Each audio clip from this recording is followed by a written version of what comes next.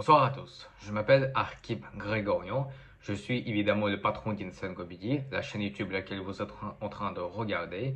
Et dans cette nouvelle vidéo, j'aimerais parler avec vous sur un sujet qui peut-être sera toujours à la mode. C'est le féminisme, et plus précisément le féminisme dans le cinéma. Dans cette vidéo, j'aimerais qu'on parle quand le féminisme a commencé de s'apparaître dans le cinéma, comment et à quoi il ressemble, parler de pourquoi parfois il gêne les hommes et bien évidemment des réalisatrices des films qui ont marqué la nouvelle génération.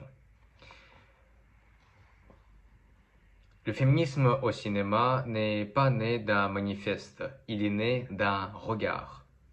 Un regard différent posé sur le monde, sur le corps, sur la parole, sur la place des femmes dans l'histoire racontée par les images. Au début du cinéma américain et français, les femmes existent à l'écran, mais rarement par elles-mêmes. Elles sont des symboles de la muse, l'épouse, la tentation, la récompense. Dans le Hollywood classique, la femme est souvent regardée, rarement regardante. Elle accompagne l'homme dans son parcours, mais elle n'est pas le moteur. Et pourtant, dès les années 1920 et 1930, certaines actrices imposent une présence, une ambiguïté, une liberté de jeu qui dérange déjà l'ordre établi. Mais le système reste dominé par un regard masculin, une narration masculine, une mise en scène masculine. Le féminisme au cinéma ne commence donc pas par un slogan, mais par une absence ressentie, celle de la complexité féminine.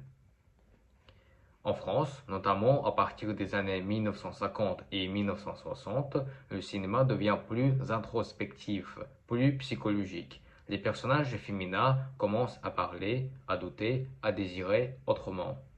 La nouvelle vague, même si elle reste majoritairement masculine, ouvre une brèche. Les femmes ne sont plus seulement décoratives, elles deviennent existentielles. Mais là encore, ce sont surtout des femmes écrites par les hommes. Le féminisme cinématographique ne consiste pas seulement à montrer des femmes fortes, mais à leur laisser le droit d'être contradictoires, fragiles, imparfaites, libres. Pourquoi le féminisme gêne encore certains spectateurs masculins? Le féminisme au cinéma dérange parfois parce qu'il déplace le centre. Il ne retire rien aux hommes, mais il retire une habitude, celle d'être toujours le point de vue principal. Certains spectateurs masculins ne se sentent, certains spectateurs masculins se sentent exclus, non pas parce qu'on les attaque, mais parce qu'ils ne sont plus automatiquement le héros, la norme, la référence. Mais il faut dire que le cinéma féministe ne dit pas les hommes sont sont le problème ou que c'est quelque chose de mauvais. Il dit plutôt les femmes ont aussi une histoire à raconter selon leurs propres termes.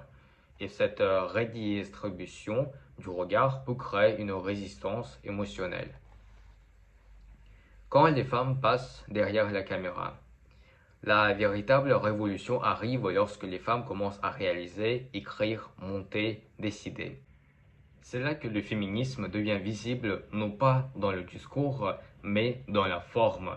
Une réalisatrice ne filme pas seulement différemment, elle choisit ce qui mérite d'être regardé.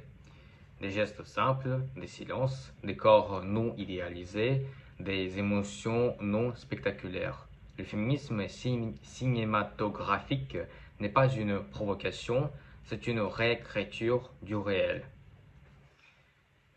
Greta Gerwig, une réalisatrice, laquelle vous connaissez peut-être pour Barbie, le film qui est sorti il y a déjà 3 ans. Greta Gerwig incarne parfaitement cette nouvelle étape. Son cinéma ne cherche pas à opposer, mais à comprendre. Ses personnages féminins ne sont ni des héroïnes parfaites, ni des victimes figées. Ils sont vivants.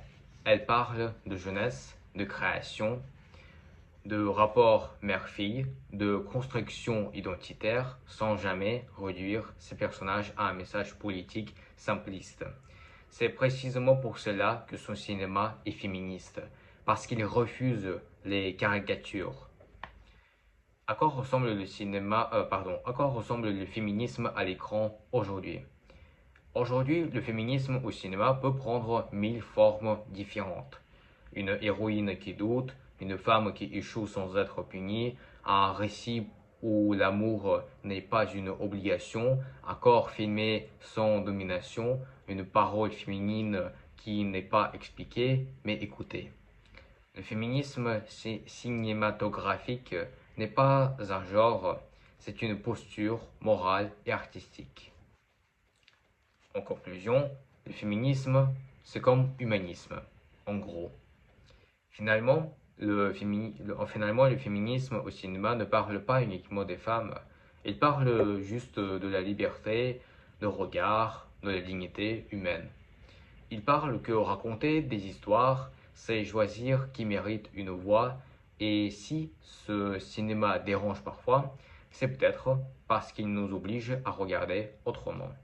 Et regarder autrement, c'est déjà commencé à changer. Voilà, c'était mon avis sur le féminisme au cinéma.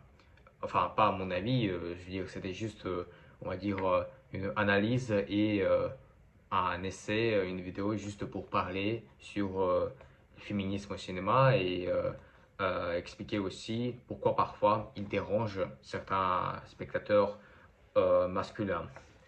Et voilà, donc c'était ce monologue sur le féminisme, lequel vous avez écouté. Merci d'avoir regardé et écouté. Et on se retrouve à la semaine prochaine. Au revoir.